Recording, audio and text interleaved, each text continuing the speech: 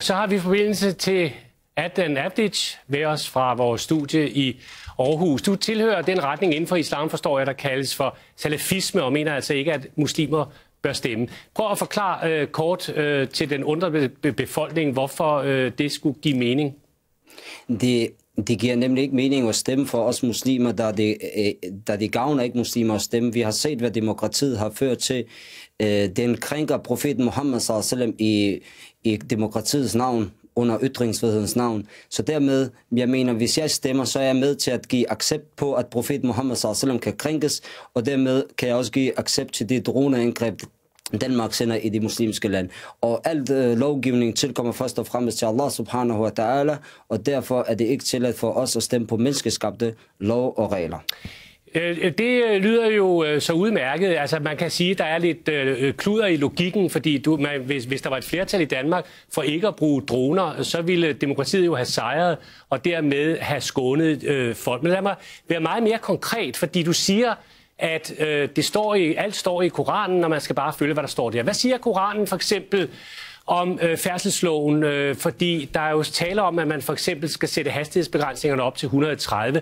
Hvad siger Koranen om bevillinger til sygehusene, om overbelægning og bevillinger til for eksempel børnehaver og skoler? Hvad siger Koranen egentlig om det? Hvis vi kigger på den første velfærdsstat, den kommer under den islamiske khalif, og velfærdsstaten er Umar bin Khattab radiyallahu anhu, så derfor velfærdsstaten er fra islam, og selvfølgelig er der en velfærdsstat i islam, og dermed giver rettighed til de syge at komme på sygehus, og de fattige en tag over hovedet og så videre. Så det er der slet ikke nogen diskussion om. Men synes du, det fungerer i Danmark lige nu? Synes du, det fungerer for eksempel bevillinger til sygehusene, lad os tage det, eller ældrepleje? Synes du, det fungerer godt?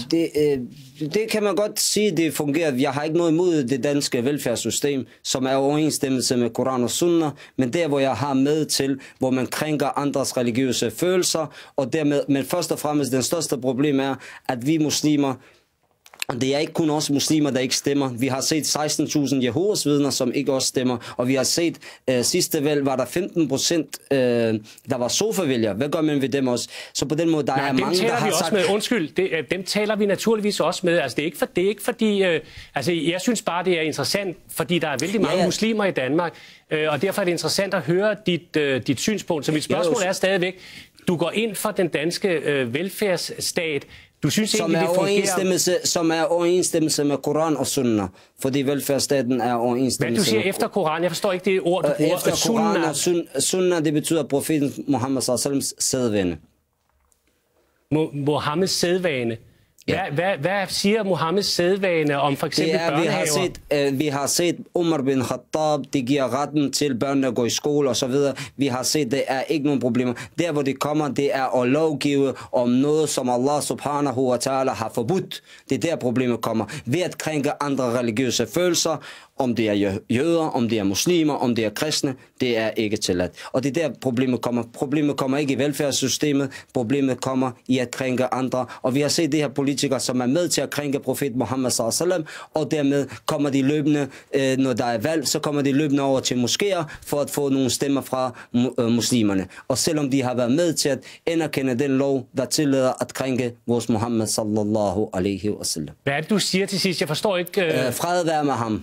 Nå, okay. Det er jo bare fordi, vi taler oftest dansk jo her i studiet. Så i dit verdensbillede, hvem er det så i Danmark, der skal beslutte de ting, som optager os danskere? Jeg går ud fra, at det også optager dig. For eksempel uddannelse, ældrepleje osv. Hvem er det, der skal bestemme det i Danmark? Vi har ikke nogen problemer med uddannelse og så videre. Nej, hvem er det, der skal bestemme? Vi har den problem. Det er os selvfølgelig. Det er en islamisk lært, som også en islam, men det er selvfølgelig mennesker, der skal stemme, hvordan det er bedst for vores børn at komme i skole og så videre, og hvad der er bedst for vores børn og uddannelse og alt det her. Der er ikke nogen problemer. Det er ikke noget galt med det angående med skole og så videre. Der er ikke noget galt, at muslimer går i skole og så videre. Så det er ikke det, der er hovedpointen. Hovedpointen er problemet angående at krænke andre, og hovedpointen er at lovgive om nogle lov, som er forbudt i islam, som bliver tilladt i demokratiets navn. Jamen det kan man jo bare gå ind i demokratiet og så argumentere imod det. Det er jo, der er jo noget ulogisk i, at du siger, at I bliver trådt under fode, og derfor vil I ikke være med. Men sagen er jo, at man skal overbevise andre mennesker om sit synspunkt. Så jeg forstår ikke, jeg skal lige stille spørgsmål, inden du svarer. Det jeg ikke forstår stadigvæk, det er, hvem er det, der skal bestemme? Er det nogle imamer, der skal bestemme, hvordan normeringerne skal være i børnehaverne, eller hvordan skolen skal fungere? Jeg er virkelig i tvivl. Forældrene kan stemme om det, hvad der skal ske i børnehave. Det er ikke det, der er galt. Det, der problemet er noget helt andet. Det, der modstår Koran og Sunna, vores lovgivning. Og det er det samme, vi har set Jehovas vidner. Det vil også have, deres herre skal bestemme lovgivning osv. Og men det er, vi mener som muslimer, at det er Allah subhanahu wa ta'ala, der bestemmer. Så nu er det jo grundlovsdag i dag, og vi fejrer blandt andet, at det er 100-året for, at kvinder i Danmark og andre dengang undertrykte befolkningsgrupper fik stemmeret. Er det en fest, som du ikke ønsker at deltage i? Jamen, jeg mener, som du mener, at grundloven er det højeste lov. Jeg mener, Allah subhanahu wa ta'alas lov er den højeste. Så på den måde... Det er med på. Det er jeg fuldstændig med på. Undskyld, jeg skal lige sige til dig, siden du nu nævner mig, jeg mener ikke for eksempel, at alle love står over alt muligt. Altså, det er slet ikke det, jeg vil have dig til at forholde dig til.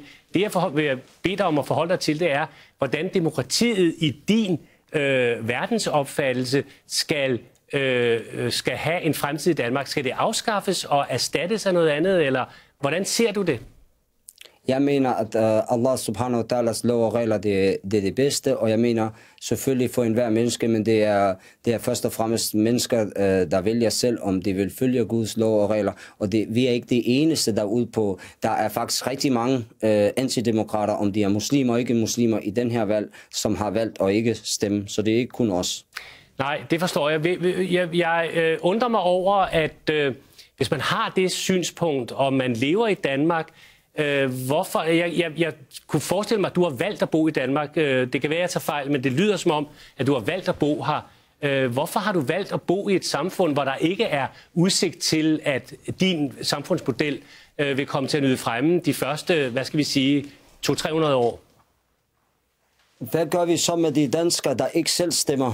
Dem taler jeg med, dem taler jeg gerne med i morgen. Og det er Jehovas vidner, som heller ikke stemmer. Dem vil jeg spørge i morgen. Hvor skal de smutte hen? De fleste gange stiller man det spørgsmål, hvor skal de så hen? Men er der ikke plads i demokratiet til os, eller er der kun plads til dem, der er enige med demokratiet? Er det det, der kun er plads til? Er der kun plads til dem, der er enige med demokratiet? Nej, i demokratiet? Ja, altså nu er det mig, der interviewer dig, sådan set, og jeg tror, folk er mere interesseret i, hvad du mener, end hvad jeg mener. Men er der ikke plads i demokratiet til dem, der er uenige i demokratiet? Det er der jo helt tydeligt, siden du sidder her og taler jo. Fint. Så har du selv fået svaret selv. Nej, jeg har ikke fået svar. Jeg spørger, hvorfor du har valgt at bo i Danmark, hvis du ikke synes, at det er den demokratiske model Hvad laver de danske soldater med tvangsdemokrati i vores land? Hvad laver de med droneangreb i muslimske lande i vores land? De udfører en demokratisk besluttet... Demokratisk besluttet, og jeg har besluttet at blive her og fremme Allah subhanahu wa ta'alas lov og regler til danskere, hvis de vil acceptere. Adnan Avdic, tak fordi du prøvede at kaste lys over det her noget komplicerede emne på en grundlovsdag og på 100-årsdagen for kvindernes stemmeret og valgbarhed. I helvede med grundloven.